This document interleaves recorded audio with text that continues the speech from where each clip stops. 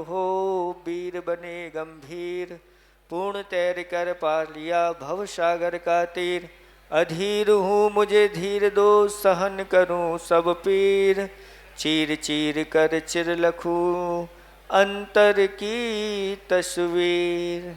देवादिदेव 1008 कैवल्य कमलापति श्री आदिनाथ भगवान की। देवादिदेव 1008 वर्तमान शासन नायक महावीर भगवान की।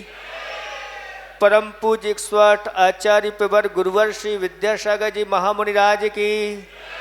3 कम 9 करोड़ मुनिराजों की। निर्वाण कल्याणक महामहोत्सव की। परम पूज्य मुनिवर श्री विमल सागर जी महाराज की। समस्त मुनि संघ की। धर्म स्नेही भव्यात्माओं,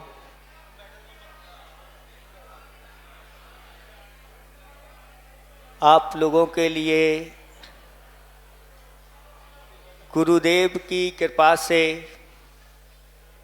इस वर्ष फिर पुनः चातुर्मास मिल गया। हमारे आचार्य भगवंतों ने कहा है कि अगर हम कहीं बार बार जाकर के अपनी वह भावना रखते हैं तो एक दिन वह भावना जरूर पूर्ण होती है। और ये लोग भी नई कमेटी तैयार हुई और आचार्य भगवंत के पास ये लोग बार बार गए। ज्यादा बार नहीं गए होंगे, कितनी बार उसकी एक संख्या तो हो गई, 5 बार 10-12 बार, मात्र 10-12 बार में ही इनके लिए चातुर्मास मिल गया। ऐसे ही हमारे आचार्य भगवंतों ने कहा है कि जब 10-12 बार में चातुर्मास मिल सकता है, फिर जो जिनेंद्र भगवान का प्रतिदिन अभिषेक पूजन शांति धारा और अष्ट द्रव्य से जो पूजन करता है उसको निर्वाण की प्राप्ति क्यों नहीं होगी? अवश्य ही होगी। इसमें किसी प्रकार का कोई संशय नहीं करना। जिसने अपने जीवन में ये अच्छे अच्छे संकल्प किए हैं, कहते हैं संकल्प में वो शक्ति होती है कि व्यक्ति जो चाहे उसको प्राप्त कर सकता है। ऐसा ही संकल्प एक ऐसे ही भव्य प्राणी ने संकल्प किया था। वो भव्य प्राणी कौन था? तो एक भील के रूप में था। पुरुरवा नाम का भील था और जंगल में वह शिकार के लिए धनुष बाण लिए घूम रहा था और पत्नी के साथ में था। बाण छोड़ने वाला था, पत्नी उसको रोक देती है, रुको रुको, ये बहुत बड़ा अनर्थ हो जाएगा। ये कोई मृग नहीं है, ये कोई वन के देवता लगते हैं। और जाकर के देखा तो वहाँ पर यथाजात दिगंबर मुद्रा के धारी मुनिराज थे। और उस भील ने जाकर के उनको नमस्कार किया और महाराज ने धर्म लाभ हो ऐसा आशीर्वाद दिया। ये धर्म क्या होता है उसने पूछा। तो महाराज ने कहा कि जीवों की रक्षा करना ये धर्म है। अपने जीवन में कभी मांसाहार सेवन नहीं करना, नशीले पदार्थों का सेवन नहीं करना और शहद का सेवन नहीं करना, मद्य मांस और मधु इनका त्याग कर दो, यही तुम्हारा धर्म है। जो जिसका भोजन वही हो और वह उसका भोजन का त्याग कर दे, ये बहुत बड़ी बात होती है। और उसने मुनिराज के सामने अंडा मांस मछली इन सब का त्याग कर दिया, मद्य मांस मधु का त्याग कर दिया और उस संकल्प को जीवन पर्यंत बड़ी दृढ़ता के साथ पालन किया और पालन करते हुए अंत समय में मरण को प्राप्त हुए वह दोनों और पहले स्वर्ग में जाकर के देव और देवी बन गए। वहीं से धर्म की शुरुआत हुई और वही जीव फिर आगे परंपरा से आज जिनका निर्माण हुआ है, ऐसे महावीर भगवान के रूप में जिन्होंने जन्म लिया।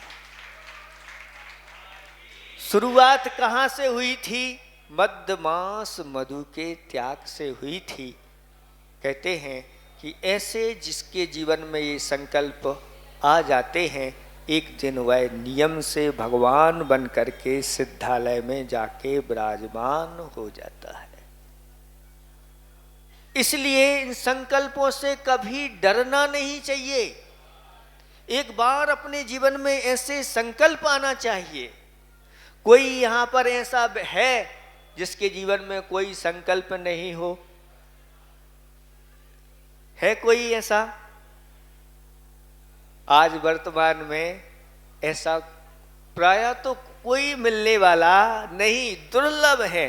क्योंकि आज आप लोगों को नित्य मुनिराजों के दर्शन होते रहते हैं, नित्य प्रवचन मिलते रहते हैं और 24 घंटे में जब भी चाहो, चाहे दिन हो चाहे रात, आप प्रवचन सुन सकते हैं, शंका समाधान प्राप्त कर सकते हैं। ये आप लोगों का ये बहुत तीव्र पुण्य का उदय है। ये सब इस पृथ्वी पर ऐसे महान आचार्य भगवंत जो निर्दोष ब्रह्मचर्य का पालन करने वाले ऐसे सिरपुर में विराजमान हैं, उनका ही ये प्रताप है कि आज आप लोग धर्म के मार्ग में आगे बढ़ रहे हैं। उनकी ही कृपा से ये चातुर्मास आप लोगों के लिए मिला और ये चातुर्मास आनंद संपन्न हो गया। आज भगवान महावीर स्वामी को मुक्ति की प्राप्ति हुई और हम लोगों को भी चातुर्मास से मुक्ति मिल गई। अच्छा क्यों नहीं लगेगा? मुक्ति सबको अच्छी लगती, बंधन अच्छा नहीं लगता। लेकिन जिन्हें एक ज्ञात हो जाता है कि हम बंधन में हैं, वही बंधन से छूटते हैं। और जिन्हें पता ही नहीं कि हम बंधे हैं, एक कथा आती है कि एक सेठ जी के यहाँ एक ऐसा प्राणी था जो बंधन में था। कैसे बंधन में था? वह सोने के घर में रहता था, लेकिन उसको बाहर नहीं निकलने दिया जाता था। उस सोने की घर में ही उसके लिए खाने पीने के लिए चांदी की कटोरी में बढ़िया बासमती चावल की सुगंधित खीर, उसमें काजू किशमिश सब डले रहते थे। ऐसा प्रतिदिन उसको भोजन मिलता था। लेकिन वह उस घर में रह करके भी वह बाहर की ओर देखता रहता था। क्यों? क्योंकि बंधन में था। और प्रतिदिन वह सेठ जी से जय जिनेंद्र करता था। सुबह सुबह जैसे ही सेठ जी उठते, वह जय जिनेंद्र करता। कौन था वह? और कोई नहीं, एक तोता था। वह तोता सोने के पिंजरे में और चांदी की कटोरी में और बढ़िया बढ़िया प्रतिदिन खीर खाता था, लेकिन उसको पिंजरे में अच्छा नहीं लगता था। एक दिन एक मुनिराज का सेठ जी के यहाँ पड़गाहन हो गया और पड़गाहन करने के बाद सेठ जी महाराज को छोड़ने के लिए उनके स्थान पर जाते हैं और मुनिराज से निवेदन करते हैं कि मुनिराज मुक्ति का मार्ग बताइए। तो महाराज कहते हैं मुक्ति का मार्ग इतना ही है, सो जाओ। क्या है? सो जाओ, इतना ही मुक्ति का मार्ग है। सेठ जी समझ नहीं पाए, उन्होंने कहा कि महाराज कह रहे हैं जाओ, बाद में आना या बाद में बताएंगे। और सेठ जी वापस लौट जाते हैं और जैसे ही घर पहुंचते हैं और वह तोता कहता है सेठ जी महाराज ने कुछ उपदेश दिया। तो सेठ जी कहते हैं मैंने उनसे मुक्ति का मार्ग पूछा था तो उन्होंने क्या कहा? उन्होंने इतना कहा सो जाओ। बस तोते को समझ में आ गया कि अब मेरी मुक्ति निश्चित है। और सेठ जी जाकर के रात्रि में सो गए और सो कर के जैसे ही सुबह उठते हैं और बाहर निकलते हैं और बाहर आते ही आज जय जिनेंद्र नहीं हो रही है। आज जय जिनेंद्र क्यों नहीं हो रही है? क्या हो गया? तोता बिल्कुल क्या हो गया था? सो गया था। श्वास भी उसने बंद कर ली थी। सेठ जी जैसे ही और पास जाते हैं हिलाते दुलाते हैं और सेठ जी ने सोचा ये तो चला गया और उसका दरवाज़ा खोला, उसको बाहर निकाला। अभी बिल्कुल चुपचाप पड़ा हुआ है और जैसे ही उसको नीचे रखा और उसने एक उड़ान भरी और जाकर के वृक्ष के ऊपर बैठ गया और कहता है सेठ जी जय जने, आज हम आपकी कृपा से या उन मुनिराज की कृपा से मुक्त हो गए। सेठ जी समझ नहीं पाए धर्मोपदेश, तोता समझ गया। आप लोग कुछ समझ रहे हैं? तोता को तो समझ में आ गया, आप लोगों के लिए समझ में आ रहा है कि मुक्ति का उपाय क्या है। सब सेठ यहां पर बैठे हैं, सेठानियां भी बैठी हैं। मुक्ति का उपाय क्या है? घर जा करके समझो इस बात के लिए। वह तो तोता सो गया, इसका अर्थ है जो व्यक्ति पापों में सो जाता है, धर्म कार्यों में निरंतर जागता रहता है, ऐसा व्यक्ति नियम से मुक्ति का भागी बनता है। मुक्ति की प्राप्ति उसी को होती है जो पाप कार्यों में सो जाते, यानी पाप कार्यों का जो त्याग करता है। कितने उदाहरण शास्त्रों में हैं कि एक नियम का पालन किया और आगे जाके बहुत जल्दी वह संसार से पार हो गए। एक ग्वाले ने नियम लिया कि प्रत्येक कार्य करके आरंभ में मैं नमोकार मंत्र का पाठ करूंगा और वह मृत्यु को प्राप्त हो गया। अगले भाव में सुदर्शन सेठ बना और आज उनके प्राण मंदिरों में रखे रहते हैं। आप पढ़िए, आंखें खुल जाएगी। एक श्याल ने संकल्प किया कि मैं चारों प्रकार के अन्न जल का त्याग करता हूं। अगले ही भाव में वह सिद्धालय में जाके विराजमान हो गया। इसलिए संकल्प की शक्ति बहुत बड़ी काम करती है। अपने जीवन में इन संकल्पों को आना चाहिए। चाहे वह रात्रि भोजन का त्याग हो, चाहे वह मद्य मांस मधु का त्याग हो, सप्त विषण का त्याग हो, ये सब संकल्पित हो जाना चाहिए। और देव शास्त्र गुरु की पूजा के लिए भी संकल्पित हो जाना चाहिए। भैया जी कह रहे थे आज माहौल दिख नहीं रहा है और अनंतकालीन शांति धारा के लिए नाम चाहिए है। अरे भैया थोड़ा चालू तो करो। लोग अंदर से बहुत भाव लेकर के आए हैं और काम 19 नहीं, इस बार 21 काम हो गया। और भी अबे लोग की भावना है कि महाराज हमारे नाम ले लो। 2-3 नाम और आ गए हैं, क्योंकि ये लोग सही सेठ हैं। सही व्यापारी वही होता है जो माल को छोड़ता नहीं और समय पर उस माल को खरीद लेता है। आज भगवान महावीर स्वामी का ये कौन सा निर्वाण महोत्सव चालू हो रहा है? 2549वां है।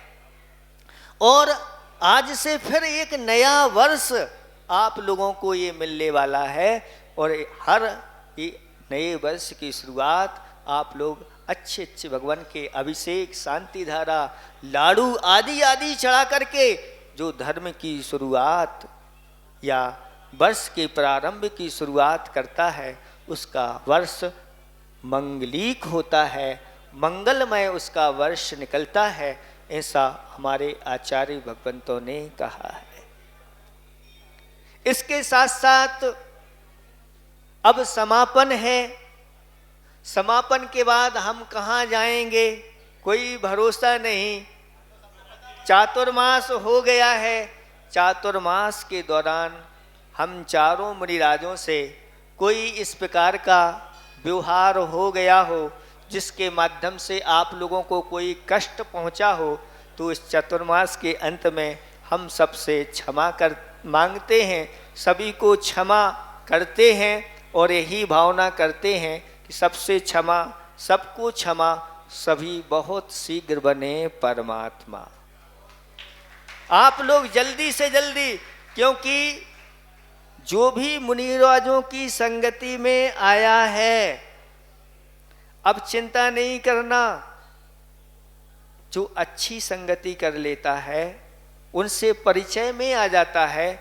अब आप कहीं भी भटकोगे अगले भाव में तो हम ढूंढ लेंगे, भाई हमारे इन लोगों ने उपदेश सुने हैं, हमारे लिए आहार दान दिया है आदि आदि, तो भी वहां से उसको संबोधन के लिए चले जाए।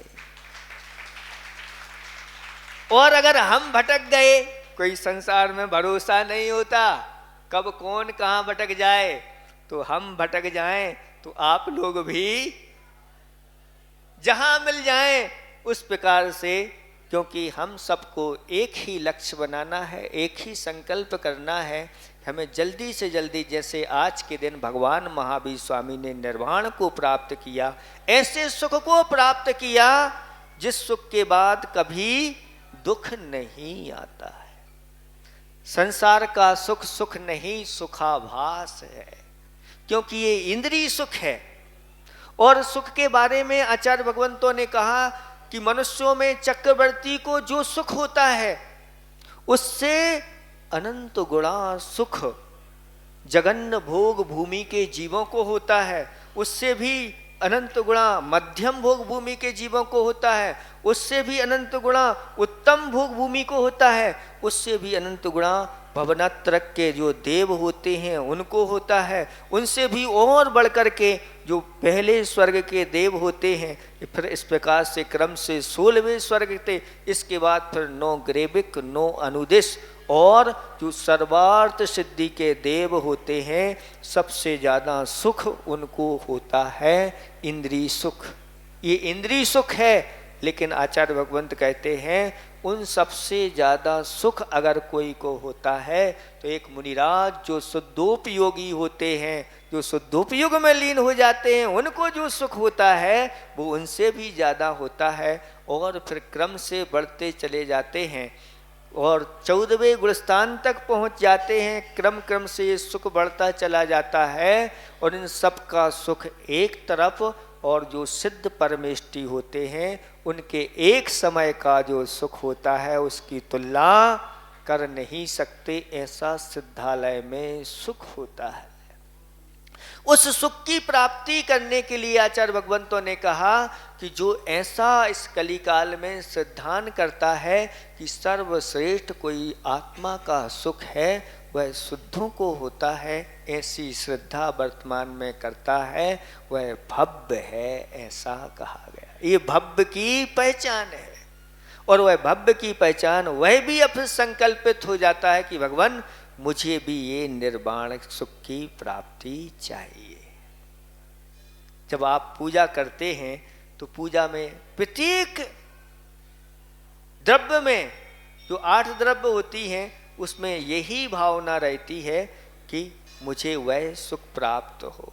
जन्म जरा मृत्यु विनाशनाय, मतलब सिद्धों का सुख चाहिए। दूसरे नंबर का संताप, संसार ताप, यानी सिद्ध सुख चाहिए। तीसरा क्या है?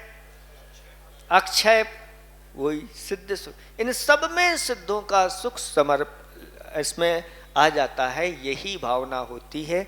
इसलिए आप लोग जो अभी तक अभिषेक पूजा शांति धारा नहीं कर रहे हैं उनको आज संकल्प करना चाहिए कि अभिषेक पूजा शांति धारा हम करेंगे। नियम से आपको जल्दी से जल्दी वह सुख मिलेगा। अगर एक दिन भी शांति धारा, एक दिन भी आप पूजन अभिषेक नहीं कर पाते हैं तो कितना घाटा होता है उस घाटे को बता नहीं सकते। और एक दिन अगर अभिषेक पूजा शांति धारा करते हैं तो कितना लाभ होता है इसको बता नहीं सकते, जिह्वा के द्वारा कह नहीं सकते, इतना फायदा होता है। और अगर ज़्यादा हो, बहुत सस्ते में मोक्ष चाहिए हो तो अभी से आप लोग संकल्प कर लो आज के दिन कि भगवान को कम से कम प्रतिदिन 1 श्रीफल अथवा 1 गोला इसीलिए हम चढ़ाएंगे, भगवान मुझे जल्दी से जल्दी मोक्ष की प्राप्ति हो। इतना भी अगर आपने संकल्प कर लिया, नियम से आपको मोक्ष लक्ष्मी बहुत जल्दी प्राप्त होगी। इन संकल्पों से डरना नहीं। हाँ, कुछ लोग इस प्रकार से महाराज कहीं हम बाहर चले गए नहीं कर पाए तो कोई बात नहीं, आप जहां बाहर जाते हैं यहाँ कह के जाओ हमारी तरफ से श्रीफल चढ़ा लेना। आप अगर 5 दिन नहीं चढ़ा पाए तो 5 दिन के इकट्ठे श्रीफल चढ़ा देना, ये सब उस नियम के अंतर्गत आ जाता है। आप इस महिमा को समझिए और इस महिमा का पूरा पूरा लाभ उठाइए। जैसे आज के दिन अनंतकालीन ये शांति धारा करने वालों ने 1 साल के लिए अपना ऐसा ये पुण्य संचय कर लिया है कि लक्ष्मी चारों ओर से उनके अर्ध गिर्द घूमने लग जाती है और मंत्र तंत्र आदि की कोई जरूरत नहीं है। बंधुओं सुनो, इसमें तो स्पष्ट रूप से तीर्थंकर भगवान महावीर स्वामी की वाणी में ये सब चीजें आई हैं कि आप लोग कोई चीज की आपके लिए कमी नहीं रहेगी। वर्तमान में पूर्वकृत कर्म उदय में आ जाता है वो बात अलग है, लेकिन जब ये पुण्य उदय में आता है तो ऐसा आता है छप्पड़ फाड़ के मिलता है, इसमें किसी प्रकार का संशय नहीं करना। जैसे आप लोगों ने होड़ लगाई शांति धारा के लिए, सुनो आप लोग धनतेरस के दिन नहीं आए होंगे, ऐसे ही होड़ आपको द्रव्य देने में भी लगाना चाहिए। हम लोगों का मंडला में चतुर्मास हुआ था, वहाँ द्रव्य देने में होड़ लगती थी। जैसे अभी आपने यहाँ होड़ लगाई शांति धारा करने के लिए, वहाँ होड़ लगती है कि मेरी तरफ से वर्ष भर के लिए श्रीफल श्री जी को चढ़ाए जाएंगे। धन्य है वो, उसके तरफ से पूरे श्रीफल श्री जी को चढ़ाए जाएंगे। वर्ष भर तो हमारी तरफ से मंदिर में जो घी उपयोग होगा मेरी तरफ से होगा। वर्ष भर में जो बादाम चढ़ाई जाएगी वो मेरी तरफ से बादाम चढ़ी जाएगी और किसी की तरफ से नहीं। हाँ, कुछ नाम भी आ गए थे। ऐसे ही मेरी तरफ से केसर, हमारी तरफ से चंदन, हमारी तरफ से धूप, इस प्रकार से करते हैं। इधर भगवान की आराधना होती चली जाती है, उधर उसके परिवार में पुण्य बढ़ता चला जाता है। ये अद्भुत है। अद्भुत है। बहुत सारे लोगों ने अपने नाम लिए, तो ये भी आप एक वर्ष के लिए तैयार हो सकते हैं। अपनी अपनी शक्ति के अनुसार नाम देते चले जाओ और एक बार करके तो देखो।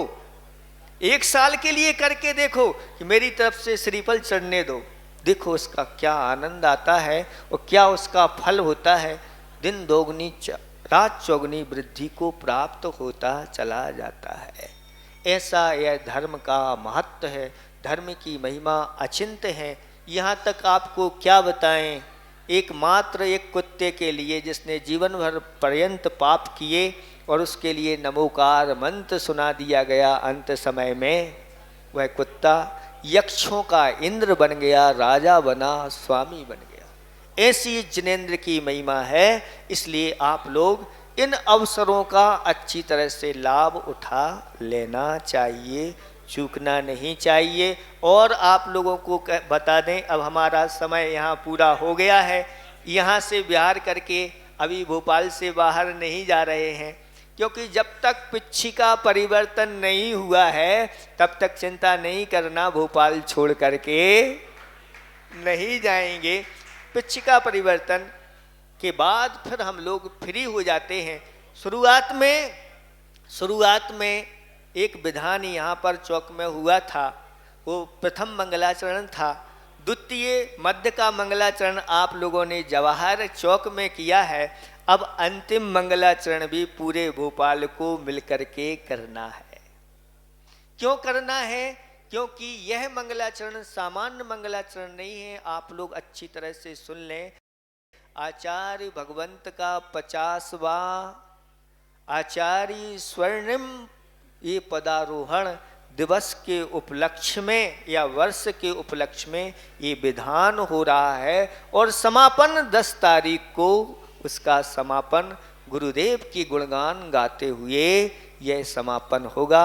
ऐसा यह 24 समोषण विधान आप लोगों के जीवन में अद्वितीय पुण्य का अवसर लेकर के आ रहा है। आप लोग इसमें चूकना नहीं, चूक गए तो फिर कब होगा ये भरोसा नहीं है। इतना ही हम पर्याप्त समझते हैं। आप लोग सब अच्छी तरह से सब में भाग लें। इन्हीं भावना के साथ ये कह रहे हैं छोटी सी पालकी, अरे 3 लोग के नाथ के सामने जो भावना करोगे सारी पूरी होगी आपकी, है ना। जब बड़ी बड़ी पालकी और बड़े बड़े विमान आप लोगों ने बना लिए हैं, बड़े बड़े रथ बना लिए हैं, तो छोटी सी बात क्यों करते हो? हाँ, वो तो सब अपनी भावना रख दो, एक ही आज ही पूरी हो जाएगी। आप लोग रख दो, क्या चाहिए आप लोगों को? अहिंसा परमो धर्म की। हाँ, बैठे रहें, अभी बैठे रहें सभी लोग।